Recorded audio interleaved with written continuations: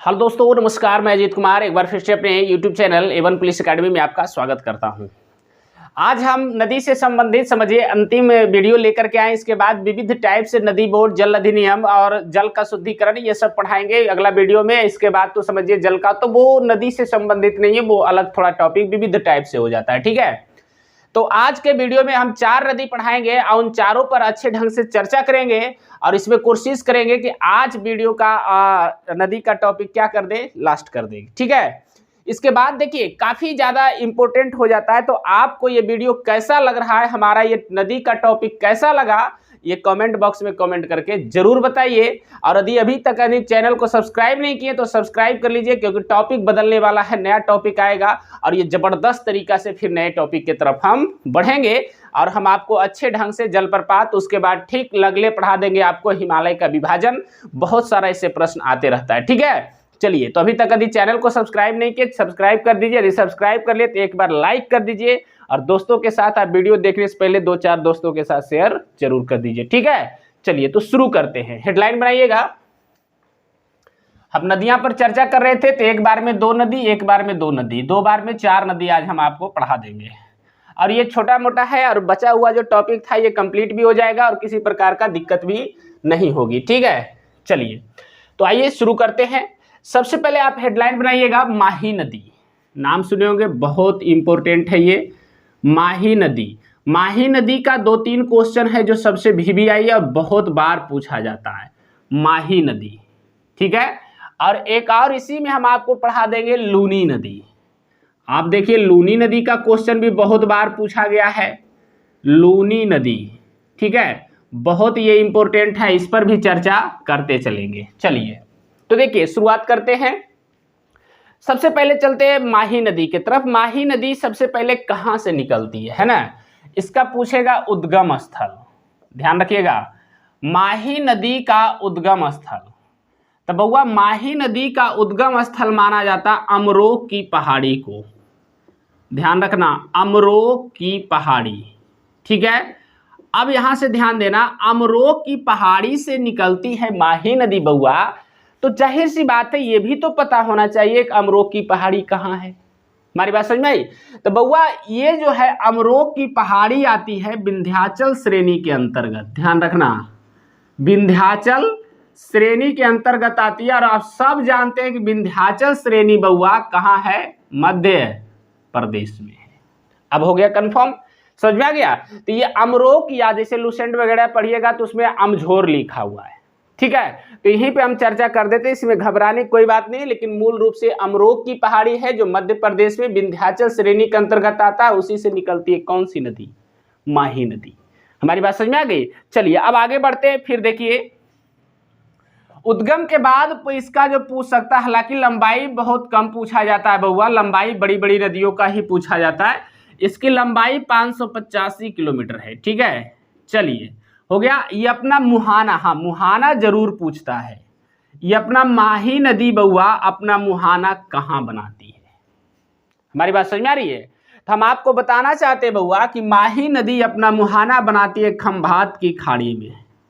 ध्यान रखना, कहाँ बनाती है? खंभात की खाड़ी में।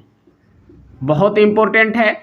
अब खंभात की खाड़ी में मुहाना बनाने का मतलब है बउआ, इस नदी की बहने की जो दिशा होगी वो दिशा किस तरफ बहेगी? पश्चिम के तरफ बहेगी। हमारी बात समझ में आई? पश्चिम की ओर बहेगी। अब यहां ध्यान दीजिएगा, मैं इसलिए लिख रहा हूं क्योंकि बहुत बार क्वेश्चन में क्या करता है बउआ कि क्वेश्चन में दे देगा घुमा करके कि निम्नलिखित में से कौन कौन सी नदी है जो पश्चिम की ओर या अरब सागर में गिरती है। तो बउआ खंभात की खाड़ी अरब सागर में पड़ती है, तो ये कहाँ गिरती है? अरब सागर में, और ये पश्चिम की ओर बहने वाली नदी है। ठीक है, चलिए अब यहां से हो गया, दिशा हो गया, पश्चिम की ओर बहती है। ध्यान रखिएगा, इस पर फिर देखिए एक बांध भी है, बड़ा इंपॉर्टेंट ये चर्चा आता है इस पर, जिसका नाम है माही बजाज बांध।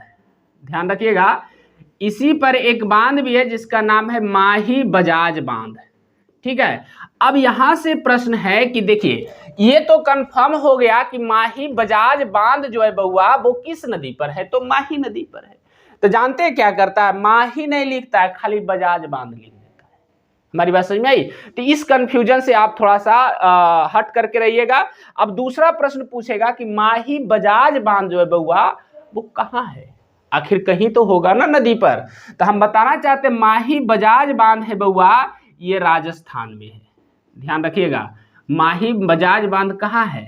राजस्थान में। ये पॉइंट अच्छा है, इस पर थोड़ा ध्यान दीजिए।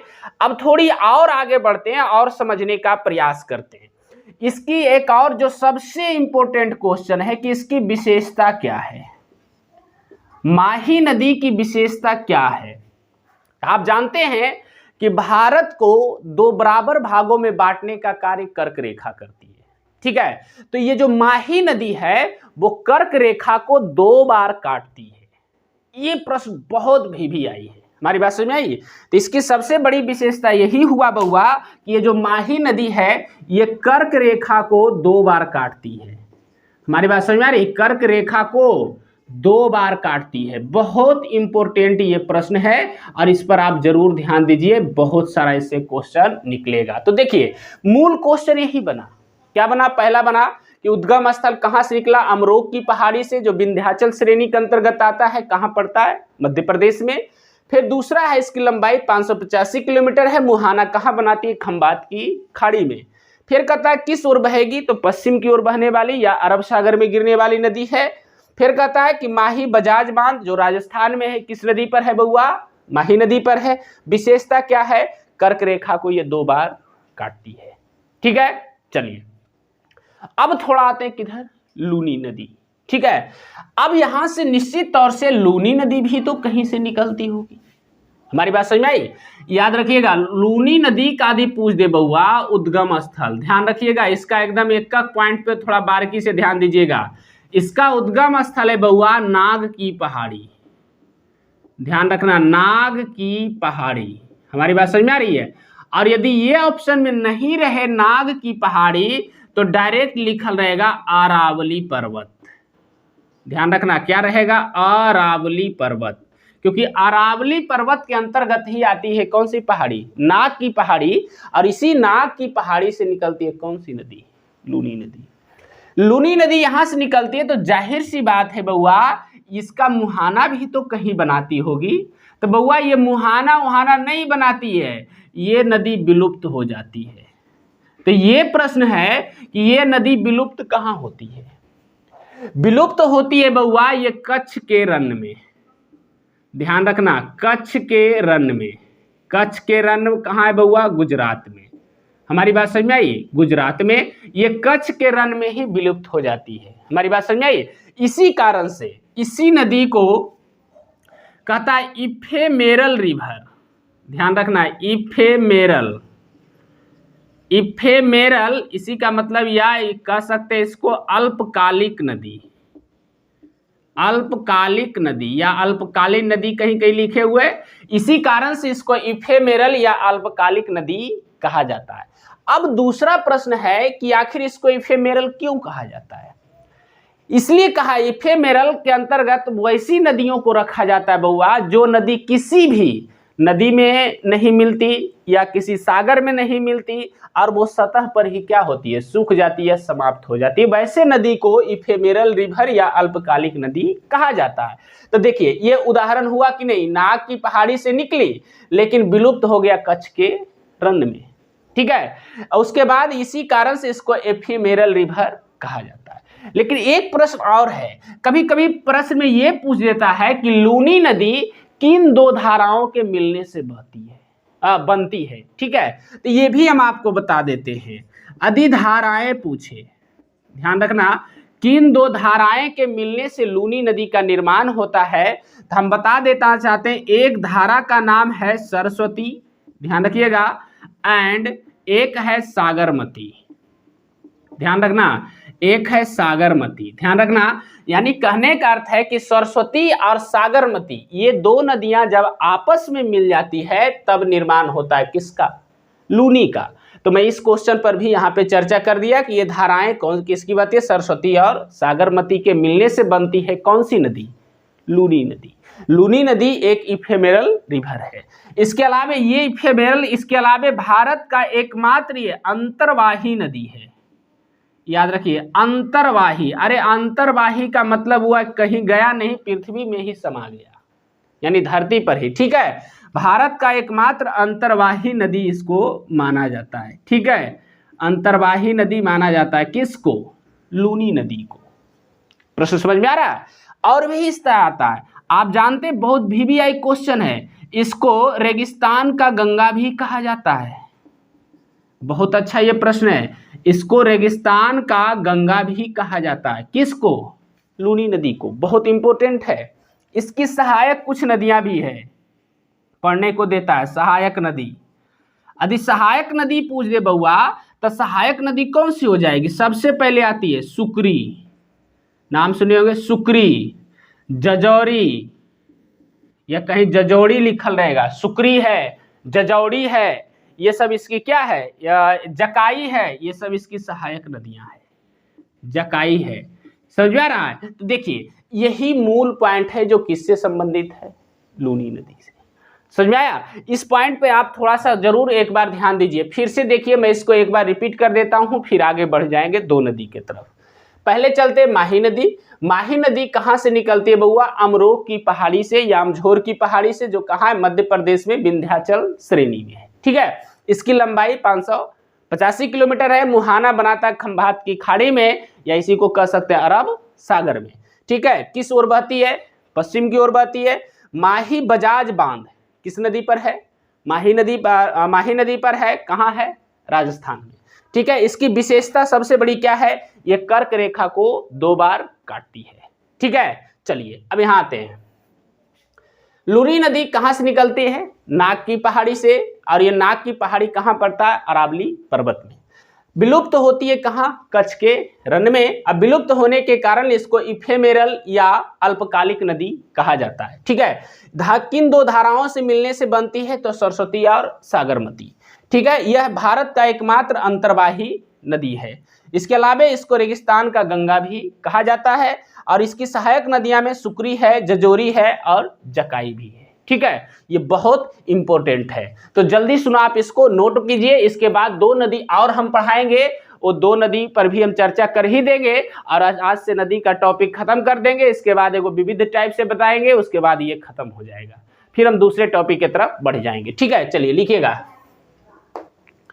लिखिएगा माही नदी। माही नदी का उद्गम स्थल, माही नदी का उद्गम स्थल मध्य प्रदेश के विंध्याचल श्रेणी के अंतर्गत आने वाली,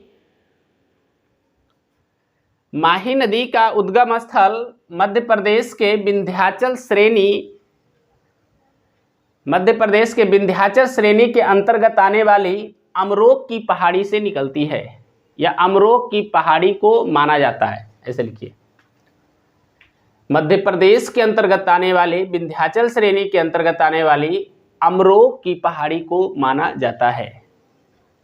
अमरोह की पहाड़ी को माना जाता है। चलिए, हो गया, बहुत अच्छा। अब आगे लिखिएगा माही नदी की कुल लंबाई, माही नदी की कुल लंबाई 585 किलोमीटर है। 585 किलोमीटर है। हो गया, अगला पॉइंट में लिखिएगा, यह नदी अपना मुहाना खंभात की खाड़ी में, यह नदी अपना मुहाना खंभात की खाड़ी में, खंभात की खाड़ी में या अरब सागर में बनाती है। खंभात की खाड़ी में या अरब सागर में बनाती है, या अरब सागर में बनाती है। चलिए, हो गया, अगला पॉइंट लिखिएगा, यह एक पश्चिम की ओर बहने वाली नदी है। यह एक पश्चिम की ओर बहने वाली नदी है। पश्चिम की ओर बहने वाली नदी है। हो गया, चलिए अगला पॉइंट भी लिखना, इसी माही नदी पर राजस्थान क्षेत्र में, इसी माही नदी पर राजस्थान क्षेत्र में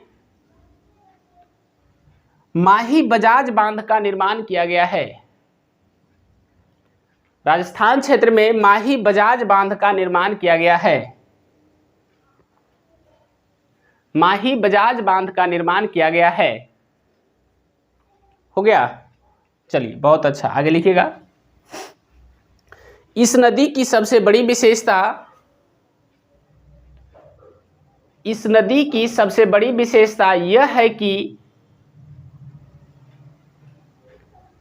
इस नदी की सबसे बड़ी विशेषता यह है कि यह कर्क रेखा को, बड़ी विशेषता यह है कि यह कर्क रेखा को 2 बार काटती है। कर्क रेखा को 2 बार काटती है ना? आप जानते हैं कर्क रेखा भारत को 2 बराबर भागों में भी बांटती है। चलिए, तो ये पॉइंट हम सारा लिखवा दिए। माही नदी कंप्लीट हो गया। अब थोड़ा आते लूनी, हेडलाइन बनाइएगा, लूनी नदी बहुत इंपॉर्टेंट है, ये भी हेडलाइन बनाइएगा, लूनी नदी लिखिएगा। लूनी नदी का उद्गम स्थल,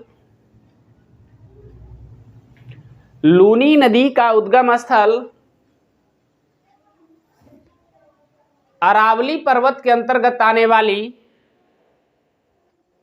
लूनी नदी का उद्गम स्थल अरावली पर्वत के अंतर्गत आने वाली नाग की पहाड़ी को माना जाता है। आने वाली नाग की पहाड़ी को माना जाता है। नाग की पहाड़ी को माना जाता है। हो गया? नाग की पहाड़ी को माना जाता है। चलिए, अगला पॉइंट में लिखना। लूनी नदी,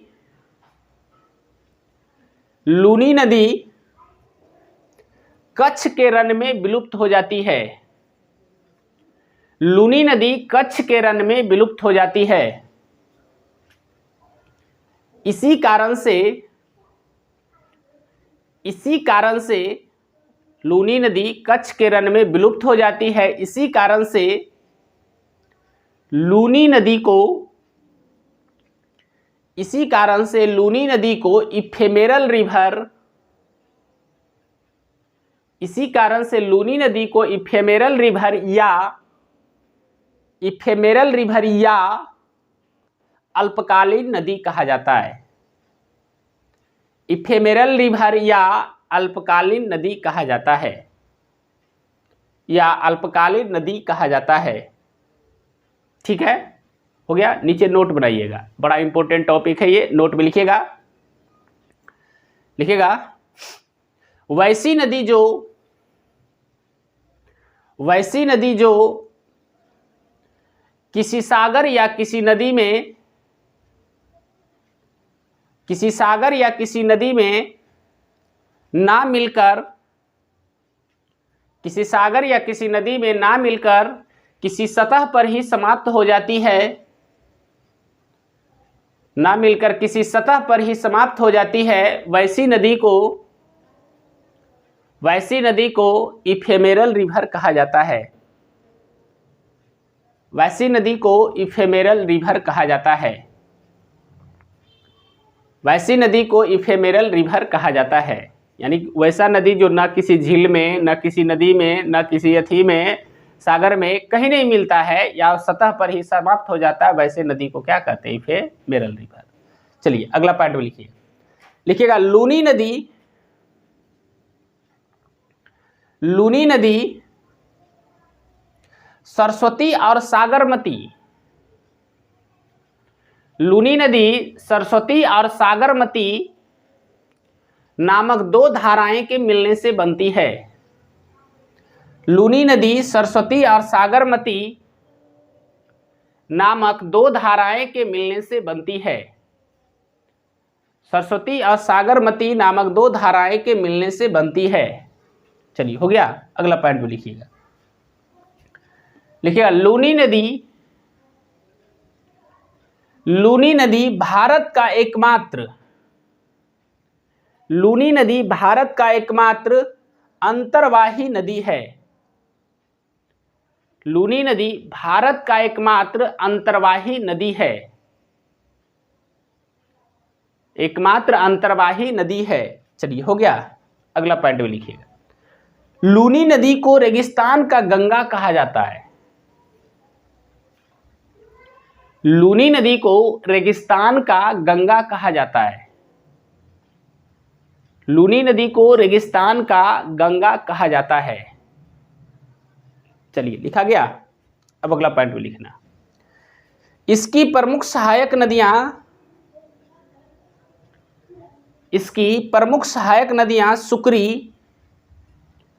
सुकरी जजोरी, प्रमुख सहायक नदियां सुकरी जजोरी तथा जकाई है। प्रमुख सहायक नदियां सुकरी जजोरी तथा जकाई है। सुकरी जजोरी तथा जकाई है। चलिए हो गया। तो उम्मीद है ये पॉइंट आप अच्छे से ये दोनों समझ गए होंगे। अब इसी में दो नदी और हम आपको बता देते हैं और नदी की टॉपिक खत्म कर देते हैं। ठीक है, चलिए अब यहाँ से चलते हैं और फिर से इसको हम मिटा देते हैं और फिर दो नदी और पढ़ा देते हैं। उसके बाद ये टॉपिक विविध टाइप से जो बचा खुचा कुछ क्वेश्चन रहेगा एक वीडियो और बना करके, और इसमें संवैधानिक मान्यता क्या है, नदी से संबंधित किस धारा में आता है, कौन से अनुच्छेद में चर्चा है ना, जल का शुद्धिकरण कैसे होता है, इन सभी पर हम नेक्स्ट वीडियो में एक बार चर्चा कर देंगे, क्योंकि वहां से भी प्रश्न बहुत सारे पूछ लिए जाते हैं। ठीक है, चलिए तो आइए शुरू करते हैं फिर से। सबसे पहले ध्यान दीजिएगा, हम इसको बांट रहे हैं, फिर यहाँ से जो क्वेश्चन ज्यादातर पूछा जाता है उसी नदी पर हम चर्चा करेंगे। ठीक है, तो एक तरफ हम आपको पढ़ा देंगे मांडवी नदी। ठीक है, बहुत इंपॉर्टेंट है ये भी, मांडवी नदी। देखिए कहाँ से इंपॉर्टेंट बनता है ये भी हम आपको बता देंगे। ठीक है, ये हो गया मांडवी नदी। और एक और क्वेश्चन बार बार पूछते रहता है, पेरियार नदी। ध्यान रखिएगा, पेरियार नदी। ठीक है, पेरियार नदी, इस पर भी हम चर्चा अच्छे ढंग से कर लेंगे ताकि आप अच्छे ढंग से समझ सकें। ठीक है, चलिए आइए शुरू करते हैं। सबसे पहले देखिए मांडवी नदी कहाँ से निकलती है। ठीक है, उद्गम स्थल, एकदम एक एक प्रश्न करके इस पर हम चर्चा कर लेंगे। मांडवी नदी का उद्गम स्थल आप जानते हैं जम्बोती घाटी को माना जाता है। ध्यान रखिएगा, जम्बोती घाटी को माना जाता है। ठीक है, अब प्रश्न दूसरा आ गया कि जम्बोती घाटी कहाँ है, कहीं तो होगा ना जहां से निकलती होगी। तो बउआ ये जम्बोती घाटी पड़ता है कहाँ बउआ, कर्नाटक क्षेत्र में। ध्यान रखिएगा, जम्बोती घाटी कहाँ पड़ती है, कर्नाटक क्षेत्र में। दूसरी बात है बउआ, यदि आपको प्रश्न पूछेगा कि मांडवी नदी अपना मुहाना कहाँ बनाती है, हमारी बात समझ में आ रही है, तो मांडवी नदी अपना मुहाना बउआ बनाती है अरब सागर में। ध्यान रखिए, कहाँ बनाती है, अरब सागर में। जैसे ही यदि अरब सागर में मुहाना बना रहा है बउआ, तो एक मतलब है इसकी जो बहने की दिशा होगी वो किस ओर होगी, पश्चिम की ओर होगी, है ना। इसकी बहने की दिशा जो होगी किस ओर होगी बउआ, पश्चिम की ओर होगी। ठीक है, चलिए तो आइए इसके बाद कुछ और प्रश्न देखते हैं। आप जानते हैं मांडवी नदी को आप जानते हैं कि गोवा का जीवन रेखा कहा जाता है। ये भी प्रश्न अच्छा है, मांडवी नदी को गोवा का जीवन रेखा कहा जाता है। बहुत ही अच्छा प्रश्न है। ठीक है, मांडवी नदी को गोवा का जीवन रेखा कहा जाता है क्योंकि गोवा के लिए काफी गोवा के समीप जाकर के सागर में मिलती है। ठीक है, थोड़ी और आगे बढ़ते हैं। आप जानते हैं इस पर 2 गो जलप्रपात भी है। ध्यान रखिएगा, 2 गो जलप्रपात है, तो वो कौन कौन सा है ये प्रश्न है। तो देखिए इसी कारण से सबसे इंपॉर्टेंट बनेगा, इसका क्वेश्चन बहुत बार पूछा जाता है। दूध सागर जलप्रपात, नाम सुने होंगे जरूर। दूध सागर जलप्रपात किस नदी पर है बउआ, तो ये मांडवी नदी पर है। दूसरा प्रश्न पूछेगा बउआ वज्रपोहा जलप्रपात। ध्यान रखना, वज्रपोहा जलप्रपात, हमारी बात समझ में आ रही है, वज्रपोहा जलप्रपात। ठीक है, ये किस नदी पर है बउआ, तो ये दोनों के दोनों किस नदी पर है, मांडवी नदी पर है। और इसी कारण से ये काफी महत्वपूर्ण हो जाता है। मैं बता देना चाहता हूं, दूध सागर जलप्रपात ये कहाँ है बउआ, गोवा में। ठीक है, कहाँ है, गोवा में। लेकिन वज्रपोहा जलप्रपात यदि पूछ देगा बउआ तो ये हो जाएगा कहाँ, कर्नाटक में। ध्यान रखिएगा, वज्रपोहा जलप्रपात कहाँ है, कर्नाटक में। तो ये देखिए क्वेश्चन बना कि नहीं, इससे जो सबसे इंपॉर्टेंट यही क्वेश्चन बनता है। ठीक है, ध्यान रखिए, मांडवी नदी कहाँ से निकली, जम्बोती घाटी से। कहाँ पड़ता है, कर्नाटक में। मुहाना कहाँ बनाई? अरब सागर। किस दिशा में बह रहा? पश्चिम की ओर। गोवा का इसको जीवन रेखा कहा जाता है, ठीक है। और इस पर 2 जलप्रपात है, एक है दूध सागर जलप्रपात, एक है वज्रपोहा जलप्रपात, ठीक है। दूध सागर जलप्रपात गोवा में है, अब वज्रपोहा जलप्रपात कहाँ है? कर्नाटक में। और यही सबसे इंपॉर्टेंट है, इतना आप जरूर याद रखिए। अब इधर आते हैं, पेरियार नदी की चर्चा कर लेते हैं। पेरियार नदी का भी तो कहीं उद्गम होगा बउआ। पेरियार नदी कहाँ से निकलती है बउआ? तो ये निकलती है अन्नामलाई से। आप नाम सुने होंगे अन्नामलाई पर्वत, अन्नामलाई पर्वत से निकलती है, ठीक है, बहुत इंपॉर्टेंट है। और ये पेरियार नदी भी पूछेगा बउआ अपना मुहाना कहाँ बनाती है। देखो क्या है, इस चर्चा में हम कर ला दिए जो बताते हैं। मुहाना ये सागर उगर में नहीं बनाती है, वेम्बनाड झील में बनाती है। ध्यान रखना, किस में बनाती है? वेम्बनाड झील में। तो हम आपको बनाना चाहते हैं बउआ, वेम्बनाड झील से भी क्वेश्चन बहुत बार पूछा गया, बहुत इंपॉर्टेंट है ये। वेम्बनाड झील पहला तो प्रश्न पूछेगा कहाँ है, तो बउआ ये कहाँ है वेम्बनाड झील? केरल में, ठीक है। तो बउआ वेम्बनाड झील, कई बार ये प्रश्न पूछा जाता है कि वेम्बनाड झील को पानी कहाँ से प्राप्त होता है? तो पेरियार नदी से। ये इंपॉर्टेंट है। एक और प्रश्न है, वेम्बनाड झील किस लिए प्रसिद्ध है? ये भी हम चर्चा कर देते हैं। ये प्रसिद्ध है बउआ नौकायान प्रतियोगिता के लिए। नौकायान प्रतियोगिता के लिए प्रसिद्ध है। कौन सा झील? वेम्बनाड झील, जो कहाँ है? केरल में, ठीक है। और इससे क्वेश्चन किससे क्या बनेगा? पेरियार नदी से। पेरियार नदी आप जानते हैं केरल की सबसे लंबी नदी है, ये भी कह सकते हैं केरल की सबसे लंबी नदी है। बड़ा इंपॉर्टेंट ये भी प्रश्न बन जाता है, केरल की सबसे लंबी नदी है। और क्या सबसे वीवीआई क्वेश्चन, एक तो वेम्बनाड वाला वीवीआई है, एक और पूछेगा इडुक्की बांध, बहुत बार आप नाम सुने होंगे इसका। इडुक्की बांध का निर्माण किस नदी पर किया गया है बउआ? तो ये भी किस पर है? पेरियार नदी पर है। इसके अलावा एक और है, नाम सुने होंगे पेरियार झील।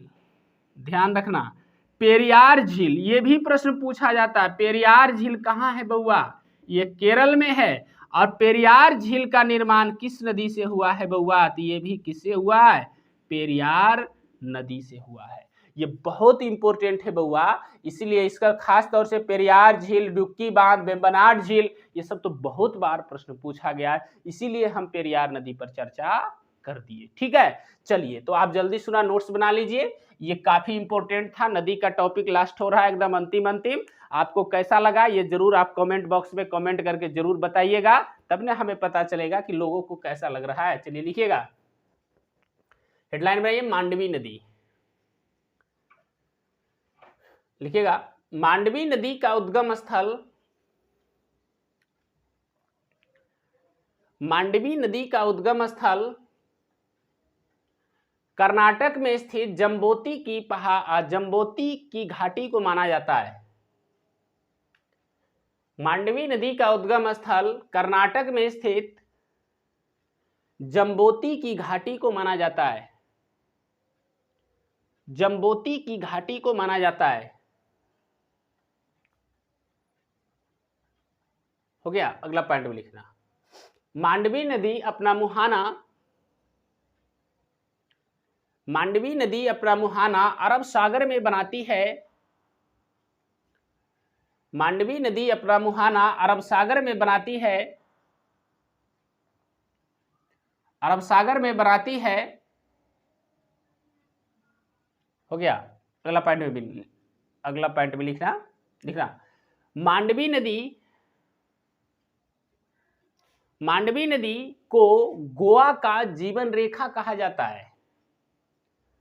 मांडवी नदी को गोवा का जीवन रेखा कहा जाता है। गोवा का जीवन रेखा कहा जाता है, जो पश्चिम की ओर बहती है, जो पश्चिम की ओर बहती है।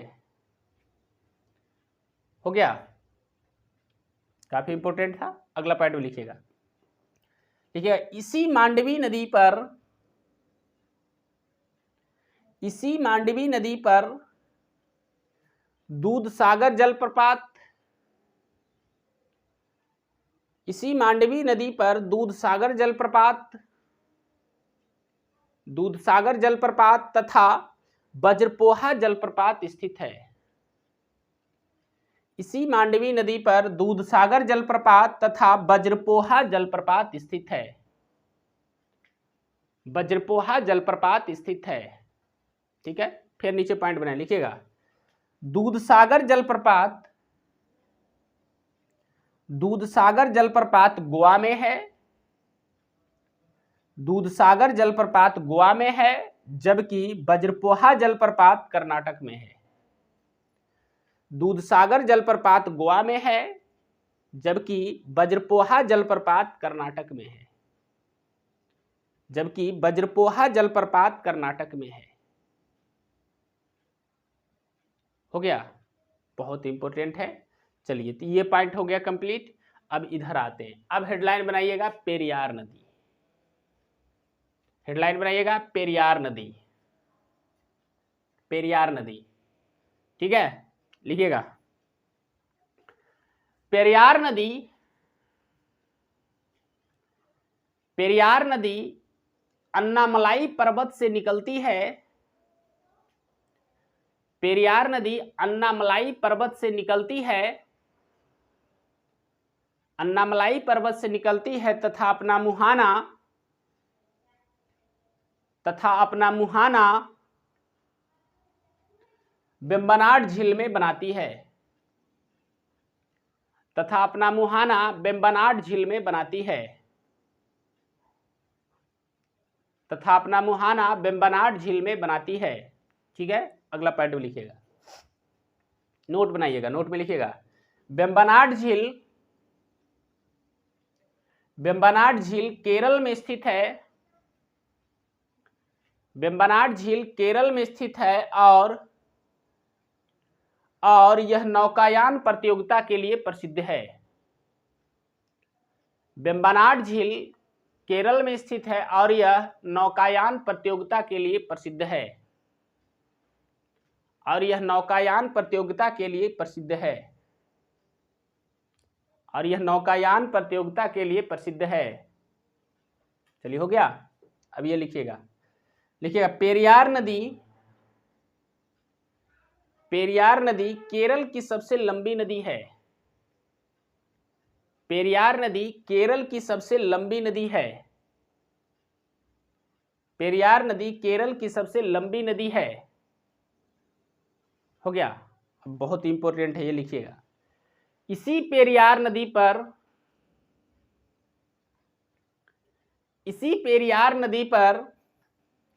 केरल में इडुक्की बांध का निर्माण किया गया है। इसी पेरियार नदी पर केरल में इडुक्की बांध का निर्माण किया गया है। इडुक्की बांध का निर्माण किया गया है। चलिए, हो गया। लास्ट में एक पॉइंट और लिखिएगा। केरल में स्थित पेरियार झील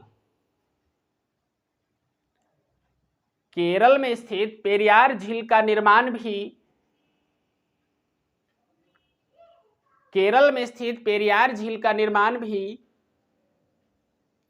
पेरियार नदी के द्वारा ही हुआ है। पेरियार झील का निर्माण भी पेरियार नदी के द्वारा ही हुआ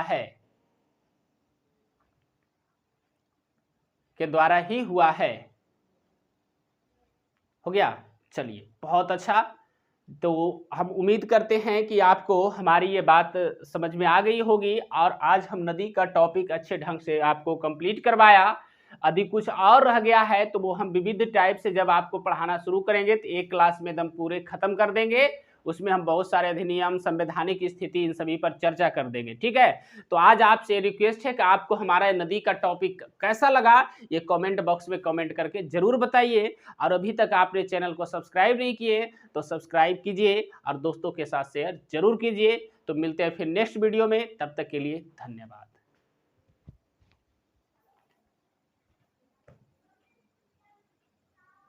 पूरा बफरिंग ले ले।